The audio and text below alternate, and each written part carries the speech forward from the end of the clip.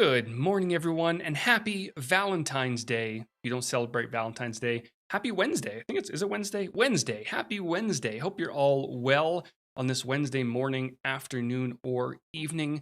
My name's Howard Pinsky. I'm a senior design evangelist here at Adobe. Hope you're all doing well. Hope you're all joining us here on Behance or YouTube. If you are tuning in live, let me know in the chat who you are and where you're tuning in from. We've got Kevin and Carol and Robert and Patrick and CJ. Great to see all of you. If you're on YouTube, I'm going to be taking a look at the Behance chat, so hop over there, behance.net/Adobe Live. So, creative kickoff. What is a creative kickoff? Well, it's just a stream to start off the day, get your creative juices going. We have a jam-packed schedule today with a lot of amazing content that's going to make my stuff look just like garbage. So I'm just here to kick off the day, get your creative juices going, have some fun, show you a few tips and tricks using Adobe Firefly and Photoshop and who knows what else, but we only have about 25 minutes. So I want to hop straight into the good stuff. We've got from Florida and the UK. Awesome. Great to see people from all over the world. Switzerland. All right. So I actually want to start off in Adobe Lightroom. We're not going to be spending too much time in Lightroom, but I recently got the Vision Pro. I know. I still don't know how I feel about it yet. It's amazing technology. I don't know if it's there just yet. But anyways, I took some photos because naturally that's what you do. You post some photos on social media. And the photo's not bad. But, you know, the actual lens itself, very reflective. And it doesn't show off the immersive eyesight feature. Not the actual eyes, but like the gradient that you might see. So I want to add a gradient to this particular photo. And you may have seen this on Twitter or X. I also posted a tutorial on YouTube, but a lot of people were asking me to do this live. So what I want to do is, now that I've done my edits in Adobe Lightroom, I want to switch over to Photoshop so I can make some additional edits. Hey RB, great to see you. So I'm going to right click on this particular photo, edit in Photoshop. And the nice thing about these apps, they all work really well hand in hand. So I can make some edits here in Lightroom. It's going to automatically save it when I'm done, pop it back into Lightroom, which is great. So we've got over here, Oregon with lots of rain. Ooh, Jeffrey, that sounds, I mean, I like rain. As long as you're staying inside, rain is wonderful. As long as it's not too much, then, you know, all the mudslides and stuff. So we've got our Vision Pro over here. And I want to make sure to select just basically the lens of this. And there's a lot of ways we can do that. We can grab, you know, the pen tool, make a selection, or we can grab the object selection tool. We might take a look at the quick selection tool in a little bit, but object selection tool, I'm simply going to drag a selection over top of the area that I want to select. And there we go. It's selected it, right? Now it did select this area up here at the top as well, which I don't want. So in this case, I'm going to grab my quick selection tool. And by the way, you can cycle between these different tools by holding down your shift key and then pressing the shortcut. In this case, it's W. So I'm going to make this brush a little bit larger, right square bracket key. And then I'm going to hold down my Alt or Option key and just click or drag, just get rid of that area. Now, I probably don't need this area down here. I'm not going to get too specific with this selection, but I think that looks pretty good. Now, there are two things I want to do, because I can just pop a gradient over top of it and call it a day.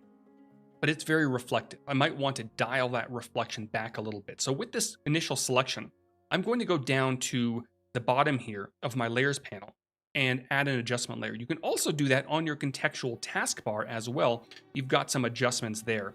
But I want to do it bottom of the layers panel, and I'm simply going to start with a solid color. Very simple. Go to black, press OK. Now, obviously, this looks ridiculous, right? It just doesn't look like it belongs. So there's a few things that we're going to do in this case. I'm going to switch back to my properties.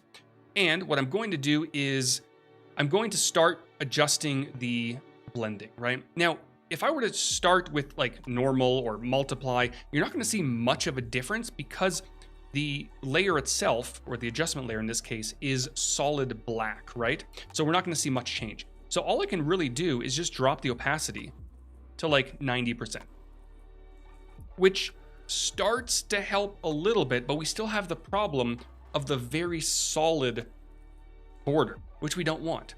Now, we could have adjusted that at the very beginning, or because we have a layer mask right here over here in the layers panel, we can adjust it from there. So if I click on the layer mask and then hop into select and mask, this will allow me to further adjust this layer mask. So I can pull this edge inwards a little bit. You're not going to see too much of a difference, a little bit of a difference right over here. But where you're going to start to see that difference is when you start feathering it, right? And this is going to get us closer to the result that we want. So I'm going to feather this quite a bit.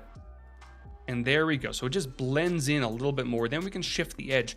And the shifting of the edge affects it a lot more once we start feathering, right? And you're going to see this in action once we start adding that gradient. So we can do something like this just to feather it a little bit, just so that those edges aren't too harsh. We can press OK. It's going to apply it to that same layer mask. And then if we want to, we can always go back and experiment with different things like blend modes and the whole 9 yards, right? Soft light doesn't look too bad. We are noticing, right, that because I had some lights in my office, that they're really kind of affecting this reflection. So what I can do, I did hide it. I can very quickly, before we get to the good stuff of adding the gradient, just make some selections around these like that. Maybe I'll add this one up here. And then I can use generative fill, keep the text field blank, and then press generate. And it's going to start analyzing all the different things in this photo, and it's going to fill in that area, hopefully very seamlessly in just a few seconds. And there we go. That looks good. So now I can put back my adjustment layer, and now we have more or less a nice clean slate to start with, right? If we were to add that gradient just on top of it, it would blend too much with the reflections underneath, but we can always make those changes because everything is on separate layers, right? All right, next we need a gradient, right? Let's actually hop over it. Now, obviously there's a lot of different ways we can add gradients, right? We can just grab the gradient tool, but we might want something a little bit more specific.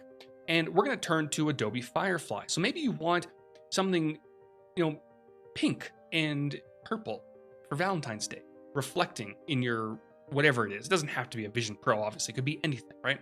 So I'm going to start by creating something like maybe a pink tree in a field, and maybe we'll want a pink sky, and then purple grass. A little bit fantasy, futuristic, possibly.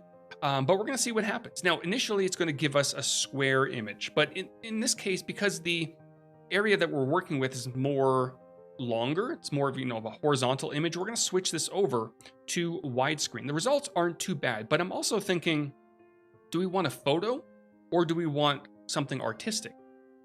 I don't know. Let's see what happens, right? So I'm going to switch it over to photo and then bump up the visual intensity almost to 100% and then generate again. So now we're going to generate a widescreen image that kind of falls in line with our prompt, right? So we've got a pink tree in a field, a pink sky, and purple grass. And that looks, honestly, this one looks pretty good. And I think this one could work really well for what we're trying to do. So I'm going to go ahead and download this. It's going to automatically apply content credentials, which is great. And now we're going to hop back over to Photoshop. And then, if I can find the image that I downloaded, I'm going to drag it directly into Photoshop. Now I don't need it that large, so I'm going to just shrink it down. I'm holding down my Alt key or my Option key and my Shift key, constrain it from the center and proportionally. And we'll leave it somewhere in this range here. Now, obviously we can't leave it like that, right? There are a few ways we can start masking it inside of the reflection. We could potentially create a clipping mask. We right click on the layer, create clipping mask. It's going to place it inside of it. It's also going to use the feathering of the mask, which is not bad, but we might want more control because we might want the feathering to be different on this layer than the darker layer behind it. So I'm going to undo that. And to start, we can actually just duplicate the layer mask from the previous layer. So right down here, we've got our color fill and we have our layer mask. I'm going to hold down my Alt or Option key and drag this layer mask onto this layer right here. Boop, there we go. So it looks basically the same, but because, everything's zooming around. There we go. Wrong shortcut key. But because we have a separate layer mask, we can fully control that layer mask and keep the other one intact, right?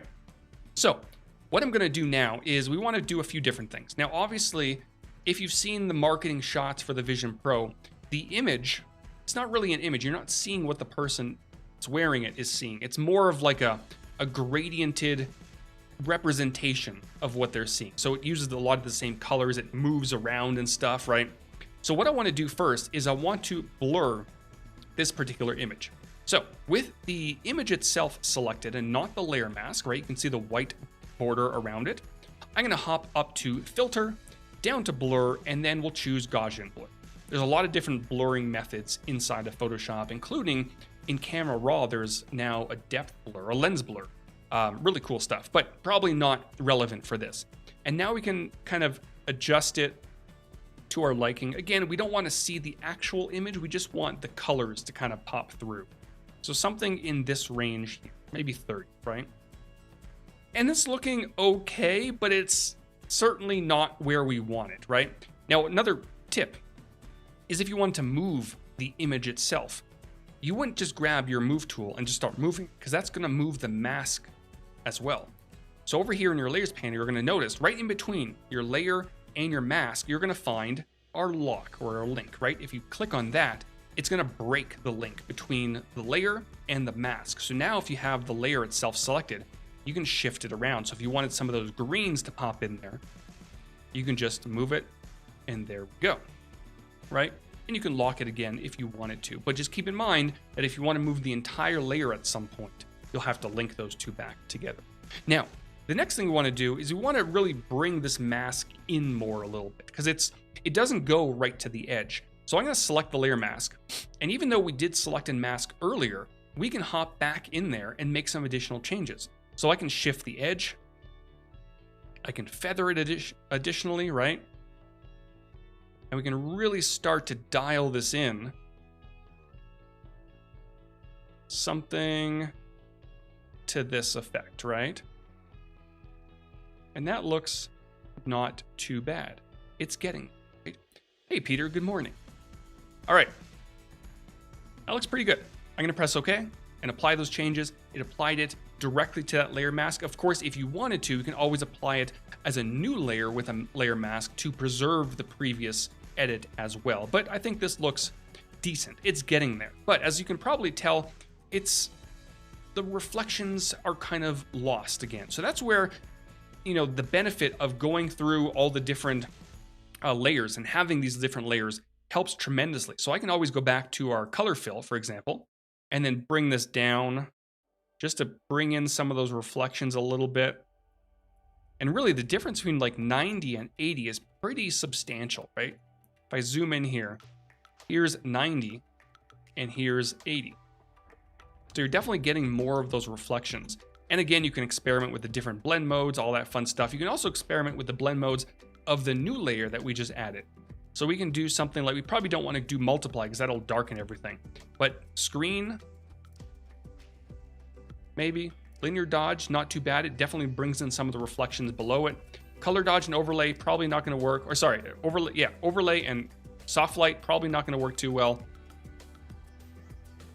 Did screen do much? A little bit. Screens definitely brought in some of those reflections again. So then you can go back. I mean, it's a process, right? You can go back and bump up the underlying layer a little bit more.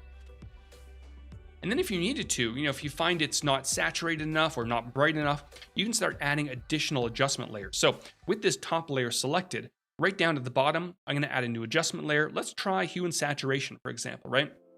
Now, if I were to simply start adjusting, we're going to get very wild, right? If I bump up the saturation, it just looks like I'm in a nuclear attack or something like that.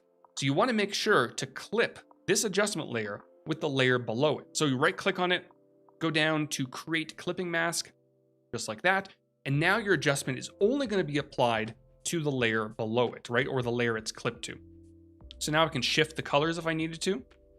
Ooh, the blue looks kind of nice. I know we're going for like a pink and purple kind of theme, but that blue looks really nice. I can bump up the saturation. I can maybe add, let's say, a curves adjustment layer. Again, we'll want to clip it, which you can also do by holding down your Alt or Option key and clicking in between the two layers. Ooh, now we're getting somewhere. very futuristic, isn't it? I can always go back and move this layer around. If I needed to, I can also select and mask again. And you're noticing every time I go into select and mask, it resets the values, right? So the feather is at 0, the shift edge is at 0 as well. So just keep that in mind, because you might want to kind of save those later. That's where outputting as a new layer with a layer mask comes into play, right? So I can bring this in a little bit, maybe feather it a touch more. Maybe. I don't know. It's not looking too bad. And there we go. So with just a few adjustment layers, right? We did a selection, few adjustment layers, color fill, just to kind of reset the entire reflection. And then we added our image into it. And of course, you can add any sort of image. So if you wanted to, for example, I can hop over to Finder, and I've got some gradients that I just grabbed from Adobe Stock. And if you want to, you can always hop over to Adobe Stock and just type in something like gradient. And you're going to find a ton of different gradients. You're also going to find vector gradients.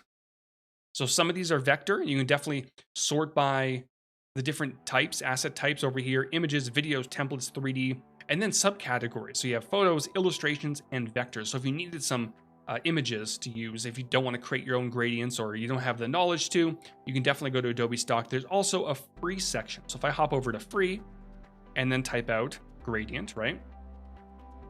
We're going to find, I wonder how many gradients. We've got over 12,000 free gradients that you can use. And some of them are, part of larger designs, but many of these are vector. Some of them are flat images, so you can use those in your projects as well. But if I hop back over here, let's say I wanted something like this, right?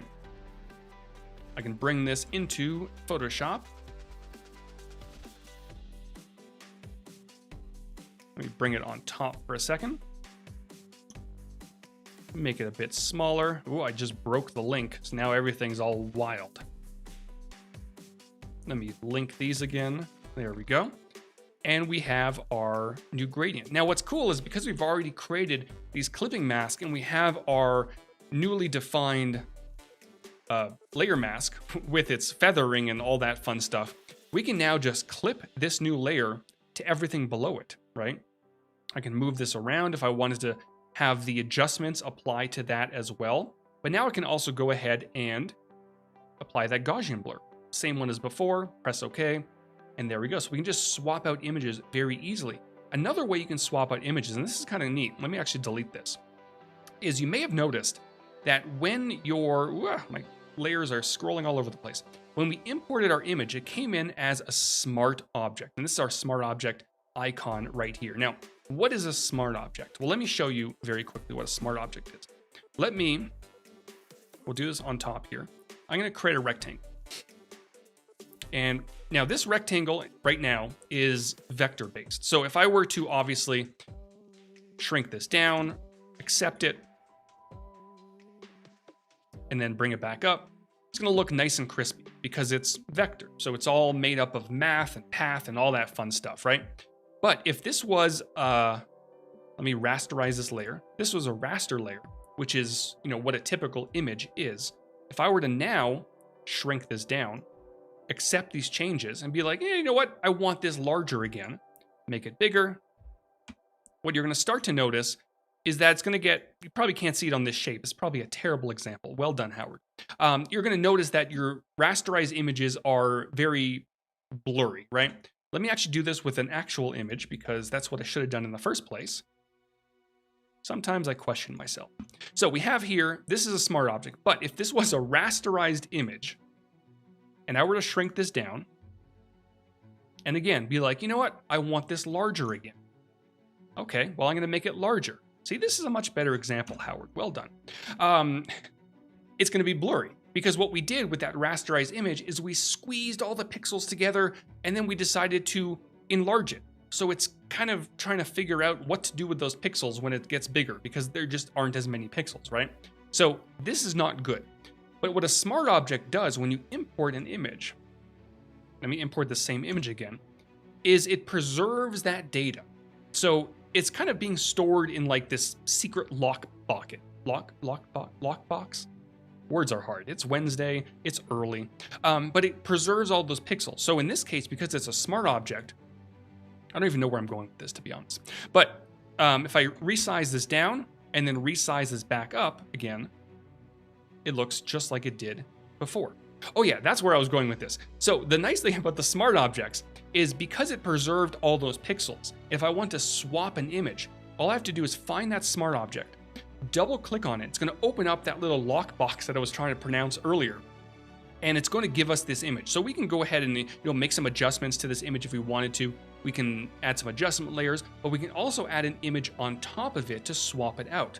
So let's hop back over to Chrome, for example, and let's generate something completely new. Maybe we want art instead of a photo. So we're going to generate this one more time, and we're going to see what happens. Now, the visual intensity is kind of high in this particular example, so it might look a little bit bananas.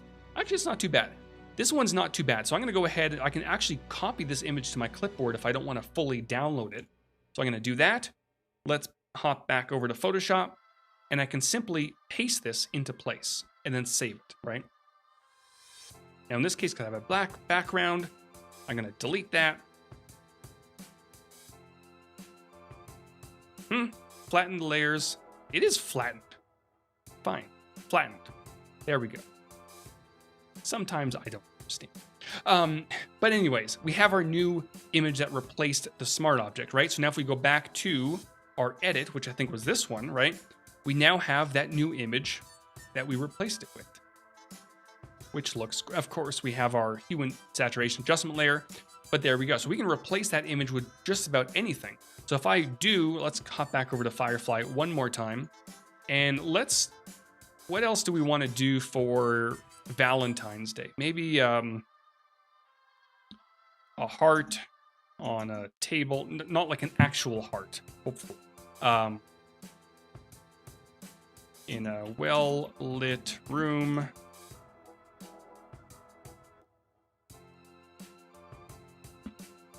I don't know what we're gonna get with chocolate. Thank you, Carol. See, this is why chat is so helpful, because I'm like a heart on a table. That's great. That's very, I mean, it's not bad, right? But chocolate, as Carol says in the chat, makes a lot more sense. Chocolate on a table. Yeah, don't try to generate hearts on tables, because that's just messy. But let's see what this probably would give us better results. But here we go. Let's see what happens. That's not bad. Ooh, that's fancy. Look at that. That's fancy. Now, I don't know if this would work very well in this particular case for heart-shaped lockbox. There we go, clever, thank you. But I'm going to copy the image, hop over back to Photoshop, and I can double-click on that smart object. And I can paste this. Let's just flatten this image. And save it.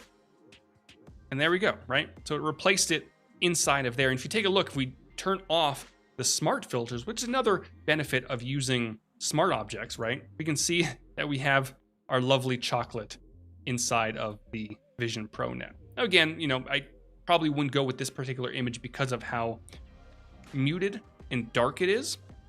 But Clever did say a heart-shaped lockbox. Heart-shaped lockbox. Is it lockbox one or two words? I don't know. Let's go with two and see what happens. But that might give us a little bit more color to this particular image. And if it doesn't, I can always kind of dive in and tell it to add some color, right? This isn't too bad. This one over here isn't bad. Maybe I want in a well-lit, in a colorful room. Something like that. We'll see what happens. But as this is generating, I do want to thank all of you for hanging out with me this morning. We're going to wrap things up in just a few minutes, but we have a very packed stream coming up next. Let me see. Today at 10:30, we've got Text Warp Magic. That sounds like a lot of fun. Then we've got artboards for the pros in Photoshop, digital compositing, all sorts of fun stuff today. Probably a lot better than what I've been doing. But you can just, again, grab this image, pop it back into Photoshop. You know the deal at this point. Let's flatten this image, save it, And then we've got our new reflection over here. Now, of course, again, it doesn't have to be a Vision Pro that you're doing these edits on. It could be glasses, it could be sunglasses, it could be anything, a window, for example, right? Have some fun with it. But hopefully you learned some tips and tricks throughout this stream about masking and smart objects and generating hearts on tables. And with that, I will leave you. Happy Valentine's Day, and I will see you all next time.